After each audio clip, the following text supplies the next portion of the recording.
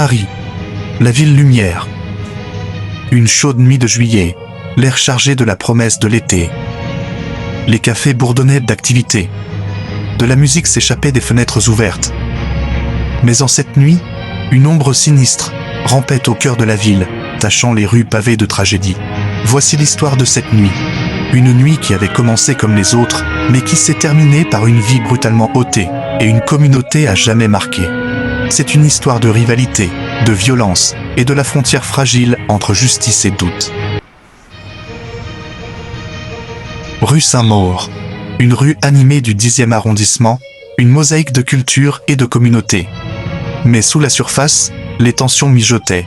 Deux gangs rivaux, l'un du 10e, l'autre du 19e arrondissement, se tournaient autour, leur animosité telle une poudrière, n'attendant qu'une étincelle. Dans la nuit du 5 juillet 2018, cette étincelle s'est produite. Une rencontre fortuite, une insulte lancée, une querelle latente qui dégénère. Ce qui a commencé par des mots s'est transformé en un affrontement brutal, la rue devenant un champ de bataille. Une Mercedes noire, vitre teintée, déboula rue Saint-Maur. À l'intérieur, des visages masqués par l'ombre, leurs intentions aussi sombres que la nuit elle-même. La Mercedes, symbole de luxe, devint une arme. Elle fit une embardée soudaine, visant un groupe de jeunes hommes. Le crissement des pneus déchira la nuit. Un homme, pris au dépourvu, fut projeté en l'air par le choc. Son corps heurta le trottoir, dans un bruit sourd et écœurant. Mais la violence était loin d'être terminée. Loïc Kamchuang, un jeune immigrant camerounais de 23 ans, plein de vie et de rêves. Il gisait sur le trottoir froid, la vie le quittant peu à peu. La Mercedes, son œuvre macabre accomplie, a disparu dans la nuit. Mais les agresseurs n'en avaient pas fini. Ils se sont rués sur Loïc comme des loups, le rouant de coups de pied, de poings, de couteaux. 10 contre 1. Un acte de brutalité insensé qui a anéanti un avenir prometteur et laissé une famille brisée. Chapitre 5. Murmures et ombres. Les témoins. Après l'agression, des murmures ont rempli l'air. Des témoins, la voix basse par la peur, ont décrit la scène. Ils ont parlé d'une Mercedes noire, d'un groupe d'agresseurs, le visage dissimulé. Certains ont murmuré un nom, MHD. Mohamed Silla, le célèbre rappeur, connu pour sa musique afro-trap. Ils ont dit qu'il était là ce soir-là, qu'ils ont reconnu ses vêtements, sa corpulence, ses cheveux blonds si distinctifs. 6e partie. MHD. Deux stars de l'afro-trap à accuser. MHD. Un jeune homme qui s'était élevé des rues difficiles de Paris pour atteindre la gloire internationale. Né Mohamed Silla, il a grandi dans le 19e arrondissement, un quartier connu pour sa culture vibrante, mais aussi pour ses difficultés. Malgré les obstacles, MHD a trouvé refuge et expression dans la musique, canalisant ses expériences dans un son unique qui allait bientôt conquérir le monde.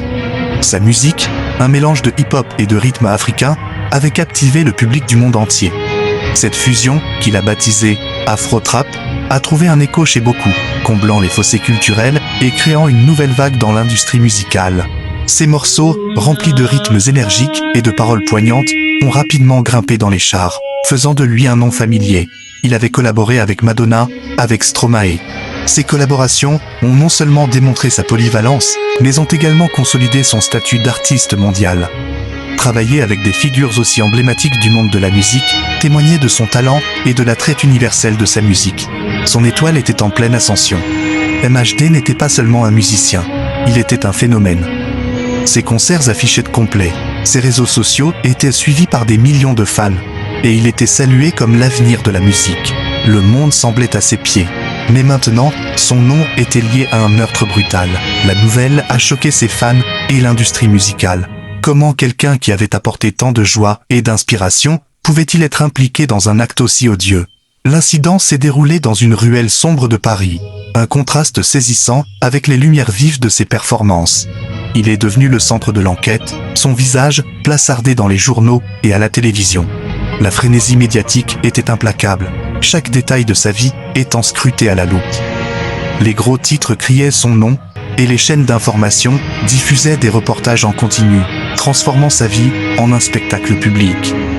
MHD a clamé son innocence, insistant sur le fait qu'il était victime d'une erreur d'identité, une cible idéale en raison de sa célébrité. Il a tenu des conférences de presse, donné des interviews et utilisé les réseaux sociaux pour plaider sa cause. Malgré les preuves qui s'accumulaient contre lui, il est resté ferme dans ses affirmations, espérant que la vérité finirait par éclater au grand jour. 7e partie, le procès, justice ou condamnation. C'est le moment où le destin de MHD est en jeu. La salle d'audience, un lieu où la justice est censée prévaloir, est maintenant un champ de bataille de récits et d'émotions.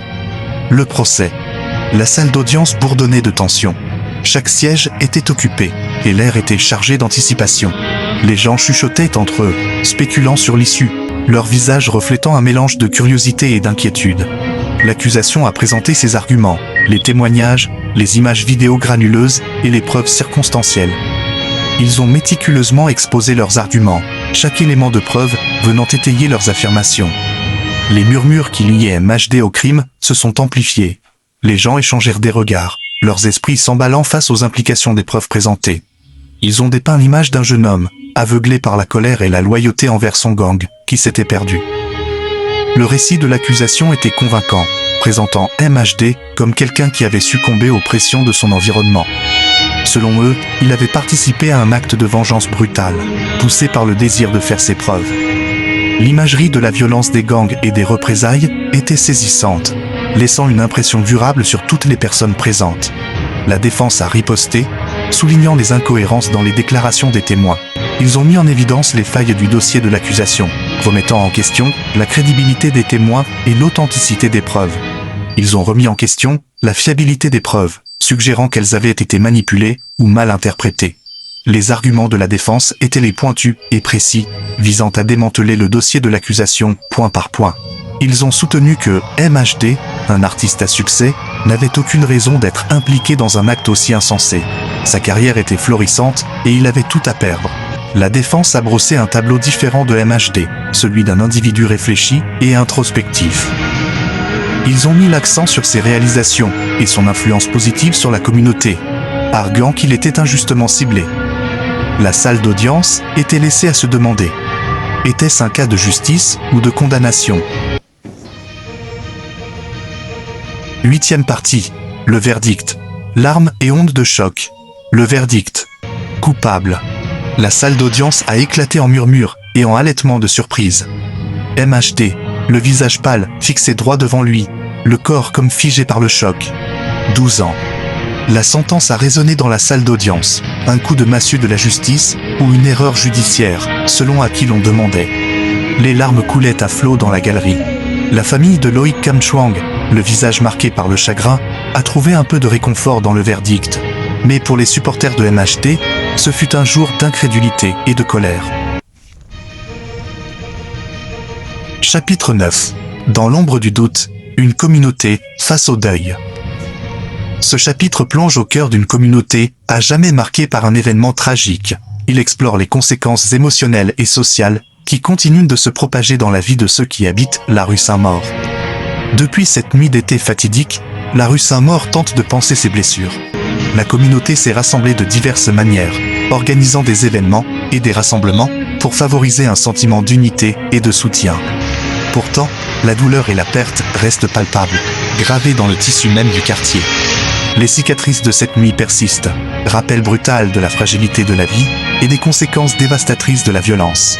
Les graffitis et les murs endommagés sont les témoins silencieux des troubles qui ont autrefois englouti ce quartier. Les lieux de commémoration, avec leurs bougies et leurs fleurs, sont de tendres hommages aux vies perdues et au deuil persistant de la communauté. La mémoire de Loïc Kamchuang perdure. Son histoire est un rappel tragique d'une vie brisée.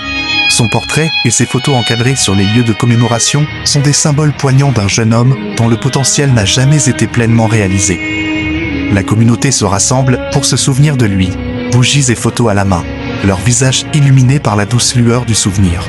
MHD, figure emblématique de la communauté, clame son innocence. De sa cellule de prison, sa voix s'élève, un cri contre ce qu'il considère comme une grave injustice. Ses partisans se mobilisent, brandissant des pancartes et organisant des manifestations, leur voix faisant écho à son plaidoyer pour la justice et l'équité. L'affaire est devenue un point central de controverse et de débat, divisant davantage une communauté déjà fracturée. L'affaire continue de diviser. Rappel brutal que parfois, même dans la ville lumière, l'ombre du doute peut persister longtemps après le verdict. Le paysage urbain de Paris, au crépuscule, avec ses contrastes de lumière et d'ombre, reflète les sentiments partagés de ses habitants. Alors que la communauté est aux prises avec ses émotions complexes, la quête de vérité et de réconciliation reste un cheminement en cours.